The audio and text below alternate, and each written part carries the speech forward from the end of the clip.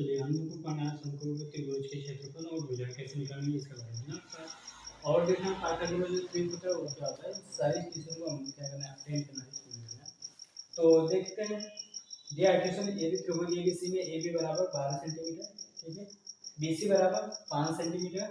तो एसी और त्रिभुज एबीसी का क्षेत्रफल ना, ये देखिए ये जो साइन है ना इसको लोग डेल्टा भी पढ़ते हैं। डेल्टा इसलिए पढ़ते हैं क्योंकि जितना नदियों द्वारा बनाया गया जो ना समुद्र के साथ जो नदियाँ गिरती हैं समुद्र में, तो लगभग इसी तरह का अपना डेल्टा बनाते हैं। जैसे भारत में ना गंगा नदी द्वारा बनाया गया डेल्टा सुंदरबन डेल्टा होता है। तो इस तरह से हम देखते हैं कि उसका साइन लगभग त्रिभुज की तरह हो जाता है, जिसकी वजह से इसको डेल्टा लोग कहते हैं ना। तो ये वहाँ से दिया गया है। तो ना यदि त्रिभुज एबीसी में ए बी बराबर 12 सेंटीमीटर, बीसी बराबर 5 सेंटीमीटर, तो एसी और त्रिभुज एबीसी का क्षेत्रफल। चलिए एसी निकालने के लिए ना अब ये संपर्क त्रिभुज है तो हम इसमें क्या निकालेंगे, एक भुजा निकालना, दो भुजाएं भी है ना, तो हम लगाते हैं क्या पाइथागोरस प्रमेय ना। हल लिख लीजिए या इसमें सॉल्यूशन जैसे कर दीजिए। तो हम पहले निकालेंगे एसी ना। देखिए कर्ण है, ठीक है, एसी का वर्ग बराबर क्या होगा, अन्य दो भुजाओं के वर्गों के योगफल के बराबर ना, एबी का प्लस बीसी का।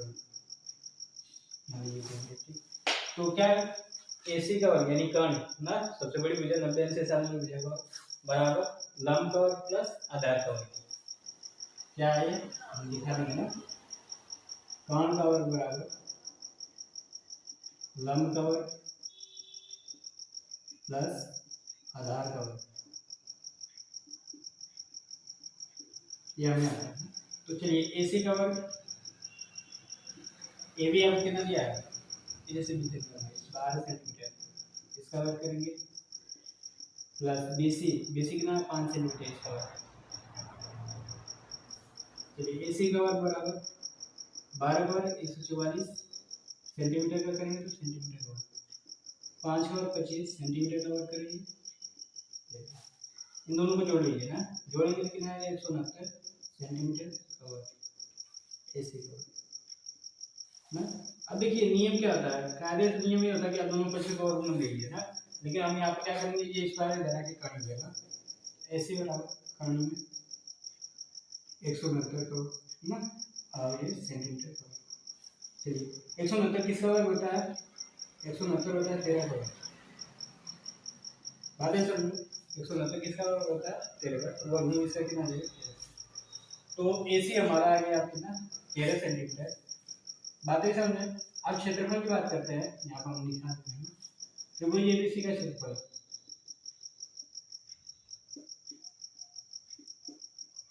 क्या होगा, 1/2 लंब गुणा आधार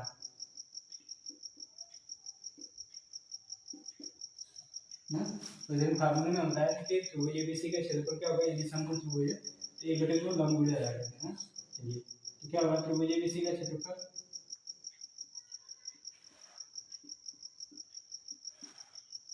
एक बटे दो लंब कितना है, ये कोण नहीं दी है या तो इसमें ना, तो 12 सेंटीमीटर ले लेते हैं और आधार कितना ले लेते हैं 5 सेंटीमीटर। देखिए 2 से काट लीजिए, 12 कितने बार में कटेगा 6 बार में, 6 और 5 गुणा करेंगे तो 30 हो जाएगा। सेंटीमीटर में सेंटीमीटर को गुणा करेंगे कितना 10 सेंटीमीटर होगा। तो त्रिभुज एबीसी का क्षेत्रफल कितना आ जाएगा 30 वर्ग सेंटीमीटर। आसानी से निकाल सकते हैं ना। इसमें क्या दिया रहेगा, देखिए आपको ना ये दो भुजा दी रहेगी, तो एक भुजा पूछ सकता है या इन ना इसको देखे इससे आपसे पूछ सकता है ना। तो फंसाने के लिए कुछ भी दे सकता है, बस याद रखिए कि हमें क्या होगा, यदि 3 भुजा है, 2 दिया तो हमने पाइथागोरस प्रमेय निकालना होगा, तीसरे का जो है तीसरी भुजा निकालने के लिए। और क्षेत्रफल पूछ रहा है तो फार्मूला लगेगा 1/2 लंब गुणा आधार, आसानी से हमारा करती है। अब मान लीजिए हमने ये भुजा देके और ये जो भुजाओं की बात ना कर रहे हैं, तो उससे देखते हैं कैसे होता है। मान लीजिए आपको दे दिया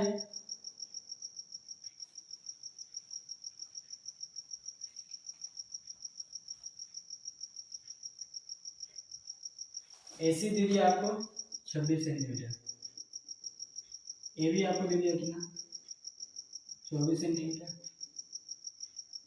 आपसे बीसी पूछ रहा है। AC दिया आपको कितना 26 सेंटीमीटर, AB दिया है ना 24 सेंटीमीटर। आप सिर्फ BC का रहता है कि BC बताइए कितना आएगा ना, और त्रिभुज ABC का क्षेत्रफल।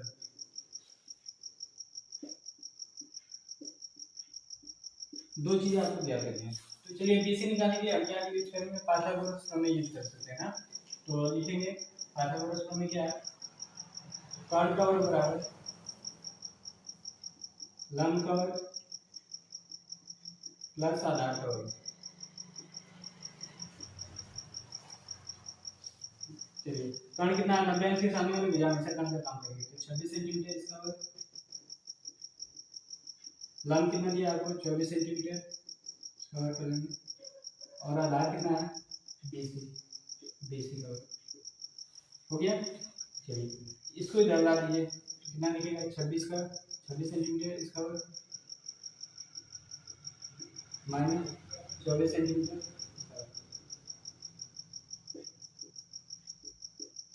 चलिए 26 का वर्ग कितना आता है 676 ना, माइनस 24 का वर्ग 576 BC का। इसके साथ सेंटीमीटर भी है, सेंटीमीटर इसके बाद 7 सेंटीमीटर है, सेंटीमीटर इसका हो जाएगा। ठीक है, इसको घटाएंगे तो कितना आएगा 100 सेंटीमीटर और BC का ना, वर्ग इधर ना, वर्ग इधर ट्रांसफर करेंगे तो एक काट मिलेगा 100 सेंटीमीटर BC। फिर ये 100 किसका हो गया 10 का, कितना आएगा 10 सेंटीमीटर। हम देखिए एरो लगाते रहना, लेकिन आप एग्जाम में ऐसे एरो मत लगाइएगा इसको, ठीक है। हम यहाँ पर वर्क किया है 26 वर्ग 76 होता है, 24 का 576 ना, घटाया कितना आ गया BC और यहाँ से निकालो कैलकुलेट करके तो 10 सेंटीमीटर। तो ये भुजा को कितनी होगी 10 सेंटीमीटर। अगले सेक्शन में आपको पूछा है त्रिभुज ABC का क्षेत्रफल ना कितना है, तो लिख लीजिए आप त्रिभुज ABC का क्षेत्रफल बराबर 1/2 ना। अब देखिए उस फॉर्मूले में लिखे लंब गुणे आधार, क्या लिख सकते हैं AB गुणे BC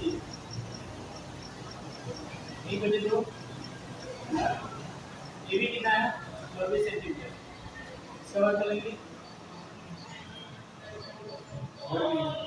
और ये कितना 20 सेंटीमीटर।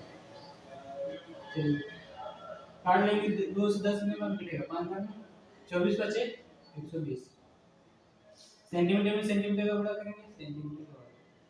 तो त्रिभुज ABC का क्षेत्रफल कितना होगा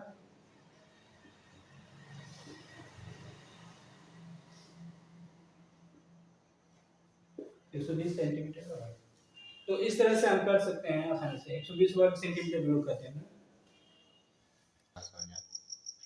चलिए देखते हैं, एक त्रिभुज आपको बना दिया समभुज त्रिभुज, और उसमें सिर्फ ना A से लेकर C तक की लंबाई दिया है 26 सेंटीमीटर, और B से P को मिला दिया और इसकी लंबाई पूछा और कह दिया कि P क्या है AC का मध्य बिंदु है ना, P जो पॉइंट है वो AC का क्या है मध्य बिंदु। तो आपको P से B तक की लंबाई ज्ञात करनी है ना। तो हम समकोण वाले त्रिभुज में जब पढ़ा रहे थे तो बताया थे ना कि जो ना यदि ये कर्ण है इसका यदि मध्य बिंदु की बात करें तो ये मध्य बिंदु ना तीनों शीर्षों से समान दूरी पर होता है। बात है समझ, यदि ये मध्य बिंदु है तो ये तीनों शीर्षों से क्या होगा समान दूरी पर होगा। तो चलिए A से C तक की लंबाई कितनी है 26 सेंटीमीटर, तो ये लंबाई कितनी आ जाएगी, हल करें सॉल्यूशन बात कर रहे हैं ना। यहाँ से यहाँ तक की लंबाई कितनी है 26 सेंटीमीटर, तो AP कितना हो जाएगा 13 सेंटीमीटर, क्योंकि ये क्या P मध्य बिंदु है तो पूरी लंबाई को क्या करेगा दो भागों में विभाजित करेगा, तो ये कितना होगा 13 सेंटीमीटर। P से C कितना होगा, ये भी कितना होगा 13 सेंटीमीटर।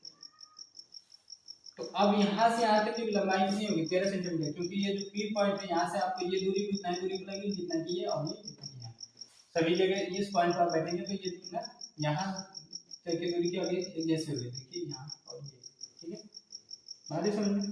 तो आसानी से हो जाएगा, ये भी कितना हो जाएगा आपका 13, ये आंसर हो जाएगा। अब इसमें बस कॉन्सेप्ट क्या लगाना है कि जो कर्ण का मध्य बिंदु होता है तीनों शीर्षों से समान दूरी पर होता है, ठीक है आसानी से हो जाएगा।